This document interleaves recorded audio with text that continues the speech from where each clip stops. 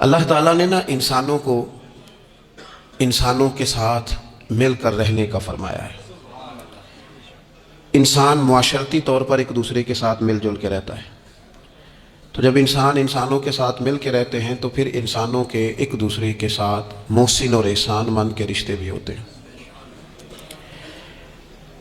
جس طرح احسان جتلانا ایک بہت بری صفت ہے اور ایک بہت بڑی باطنی اور روحانی بیماری ہے، اسی طرح احسان فراموشی کرنا بھی بہت بڑا ظلم ہے۔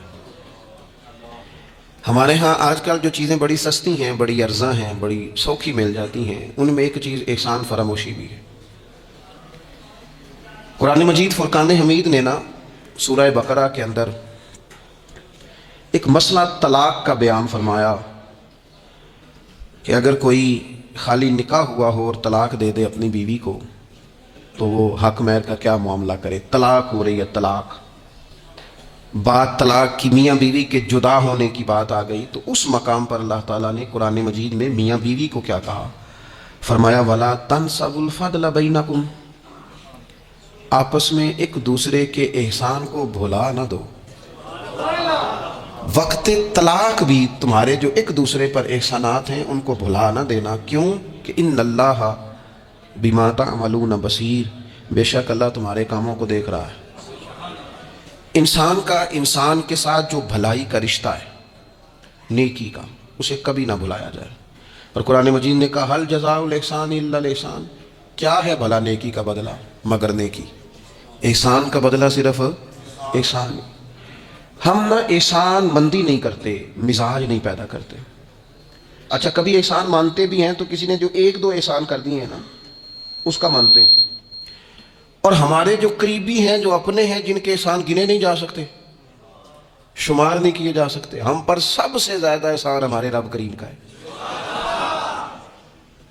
اس نے ہمیں پیدا کیا ہے، اس نے ہمیں زندگی دی ہے، وہ ہمیں رزق دیتا ہے، اس نے ہمیں شعور دیا ہے، اور پھر اس کے بعد ہمارے اوپر سب سے بڑھ کر احسان ہمارے رسول پاک کا ہے صلی اللہ علیہ وسلم۔ حضور کا تو وجود ہی پورا اللہ کا احسان ہے۔ لَقَدْ مَنَّ اللَّهُ عَلَى الْمُؤْمِنِينَ إِذْ بَعَثَ فِيهِمْ رَسُولًا، رب کہتا ہے میں نے تم پر احسان کیا ہے کہ میں نے تمہیں اپنا رسول عطا فرمایا۔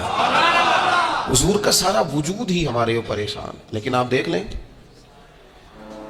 اس احسان مندی کا جو خاص جذبہ ہونا چاہیے تھا اور ہمارے وجود میں اس کے جو اثرات ہونے چاہیے تھے، اور ہماری طبیعت جس طرح جھکی ہوئی ہونی چاہیے تھی اس احسان پر، وہ ہمارا مزاج نہیں بنتا الا ماشاءاللہ۔ اللہ تعالیٰ کے احسانات ہیں، نبی پاک کے احسانات ہیں، پھر علماء، مشائخ، قرآن مجید کے تراجم، تفاسیر، احادیث کی شروحات لکھنے والے، ہمیں سمجھانے والے، جو ہمیں اللہ رسول سے جوڑتے ہیں، جو ہمیں وہ رستہ دکھاتے ہیں، ان لوگوں کے احسانات ہیں، ہمارے اساتذہ کے احسانات ہیں۔ اور دنیاوی احسانوں میں سب سے بڑھ کر جو ہمارے اوپر احسان ہے وہ ہمارے والدین کا ہے۔ اور قرآن مجید میں اللہ کریم نے فرمایا میرا بھی شکر ادا کرو اور اپنے ماں باپ کا بھی شکر ادا کرو، ان کا بھی شکریہ ادا کرو۔ مزاجوں میں تشکر کا جذبہ نہیں۔ وہ میں ایک دوست ناراض ہو گئے اپنے گھر سے، تو والد نے انہیں کہا ٹھیک ہے آپ الگ ہو جائیں، جو ان کا حصہ تھا وہ ان کو دے دیا، 4 بھائیوں میں سے ایک کو انہوں نے روانہ کر دیا۔ اب ظاہر ہے کچھ پریشان ہوئے، گھر چھوڑنا تھا تو ایک اور جگہ منتقل ہوئے، تو ان کے ایک دوست نے ان کی مدد کی اور ان کو انہوں نے کچھ دن اپنے ساتھ رکھا، پھر آہستہ آہستہ مواقع بن گئے اور جگہ ان کو مل گئی۔ تو وہ میرے ساتھ گفتگو کر رہے تھے، تو ہم جو سادہ لوگ ہوتے ہیں، دیسی دیہاتی، وہ ہم نا ایک بات ہی پکڑ لیتے ہیں ساری زندگی اور تصویر کا دوسرا رخ دیکھنے کو تیار نہیں ہوتے۔ کہنے لگے جی یہ میرا محسن ہے، اس نے اتنے دن مجھے گھر رکھا، کوئی 20-25 دن اس نے مجھے اپنے گھر رکھا، پھر اس نے میرے ساتھ تعاون کیا، پھر کاروبار چلانے میں میری مدد کی، پھر مجھے مکان لے کے دیا۔ 1-2 سال تک اس طرح اس نے مجھے سپورٹ کیا کہ میں ٹانگوں پہ کھڑا ہو گیا۔ اماں ابا نے تو مجھے نکال دیا تھا، اور ان کی وہ شکوے بھی بیان کرنے لگا، شکایتیں بھی کرنے لگا۔ تو میں نے اسے کہا کمال ہے نا، جس نے 20 دن گھر میں رکھا وہ محسن ہے، اور جس ماں نے 9 مہینے پیٹ میں رکھا اس کے بارے میں تیرا رویہ ہی بدل گیا ہے۔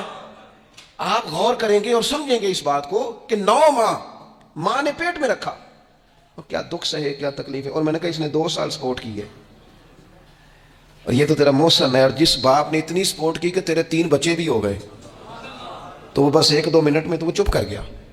میں نے کہا تمہیں یہ سپورٹ نظر نہیں آئی؟ ہم جو پیر صاحب تک پہنچے، ہم جو استاد صاحب تک پہنچے، ہم جو دوستوں تک پہنچے، ہم جو رشتہ داروں تک پہنچے، ہم جو اولاد تک پہنچے، ہم جو سسرال تک پہنچے، ہم جہاں بھی پہنچے، اس پہنچنے میں پہلا کردار ہمارے ماں باپ کا ہے۔ یہ پہلی درسگاہ ہے۔ میرے والد صاحب اپنا نام نہیں لکھنا جانتے تھے، میری اماں اپنا نام نہیں لکھ سکتی تھی، لیکن میں اپنے دوستوں سے کہتا ہوں کبھی مجھے موقع ملے تو 2 جلدوں میں کتاب لکھوں گا اپنے ماں باپ۔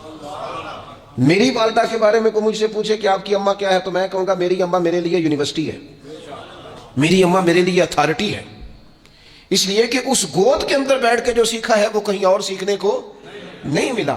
میرے والد صاحب میرے لیے اسکول آف تھاٹ ہیں، میری سوچوں پر پہلا اثر ان کا ہے۔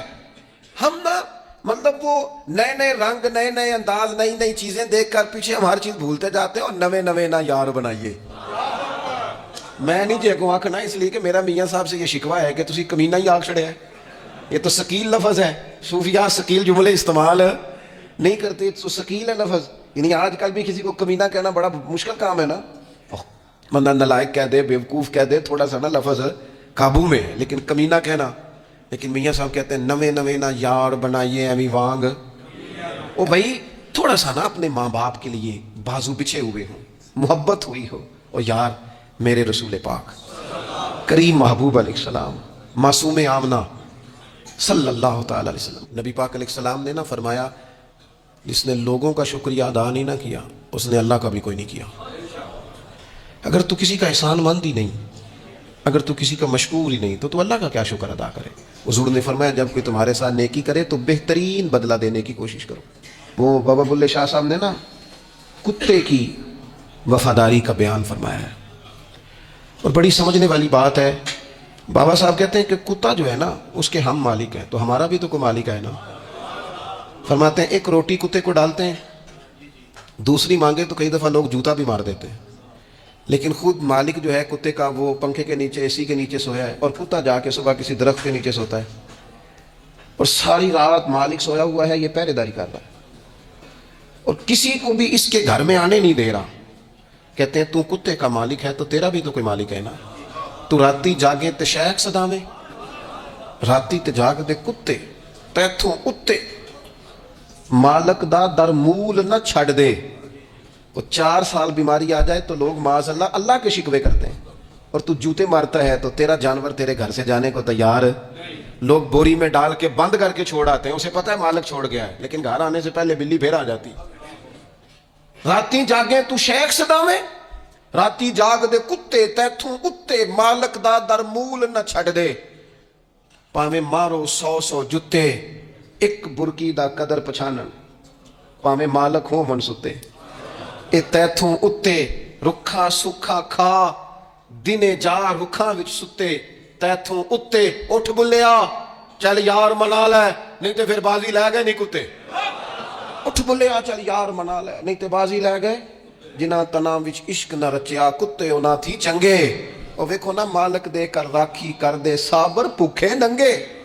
اپنی زندگی میں کچھ مزاج شکر والا، نبی پاک علیہ السلام نے فرمایا جو تم سے نیکی کرے اسے اچھا بدلہ دینے کی کوشش کرو، اور حضور فرمانے لگے اگر بدلہ دینے کی طاقت نہ ہو تو پھر اس کے لیے دعا کرو، اور اتنی کرو اتنی کرو اتنی کرو محسن کے لیے دعا کہ تمہیں یوں لگے کہ تم نے حق ادا کر دیا ہے، پھر اس کے لیے دعا کرو، اپنے محسنوں کا شکریہ۔ اور یارو میرے نبی پر کوئی احسان نہیں کر سکتا، لیکن میرے رسول پاک صلی اللہ علیہ وسلم سے جس نے تھوڑی سی بھی محبت کی نا، مدینے والے لینے گئے میرے نبی پاک کو ہجرت سے پہلے، تو حضور کے چچا حضرت عباس رضی اللہ تعالیٰ عنہ حالانکہ ابھی کلمہ نہیں پڑھتے تھے، وہ کہنے لگے او مدینے سے لینے آنے والوں، نبی پاک یہاں بڑے معزز ہیں، ان کا بڑا اعزاز ہے، اگر تم محبوب کی حفاظت کر سکتے ہو تو پھر لے کے جانا۔ تو اہل مدینہ نے کہا کہ آپ ایک دفعہ بھیجیں تو صحیح، ہم تو اپنے اہل خانہ سے بڑھ کر حفاظت کریں گے۔ یہ باتیں ہو رہی ہیں، ایک انصاری تھے حضرت ابو الحیثم، اٹھ کے نا حضور کے قریب گئے، کہنے لگے یا رسول اللہ ایک بات کر لوں؟ حضور نے فرمایا کر لو۔ عرض کی حضور ہمارے جن سے بھی تعلقات ہیں ہم سب سے بگاڑ لیں گے، حضور ہم صرف اور صرف آپ کی غلامی کریں گے، لیکن ایک ہلکا سا ڈر ہے، اگر اجازت ہو تو عرض کر لوں؟ حضور نے فرمایا کرو۔ عرض کرنے لگے یا رسول اللہ کل کو اگر آپ کو غلبہ ملے اور اللہ کے فضل سے ملے گا تو پھر ایسا نہ ہو کہ آپ اپنی قوم کی طرف لوٹ آئیں تو پھر ہم سے یہ فراق یہ بچھوڑا سا نہیں جائے گا۔ حضور پھر آپ واپس تو نہیں آئیں گے؟ تو حضور نے ان کی بات سنی تو حضور مسکرا پڑے، فرمایا مدینے والوں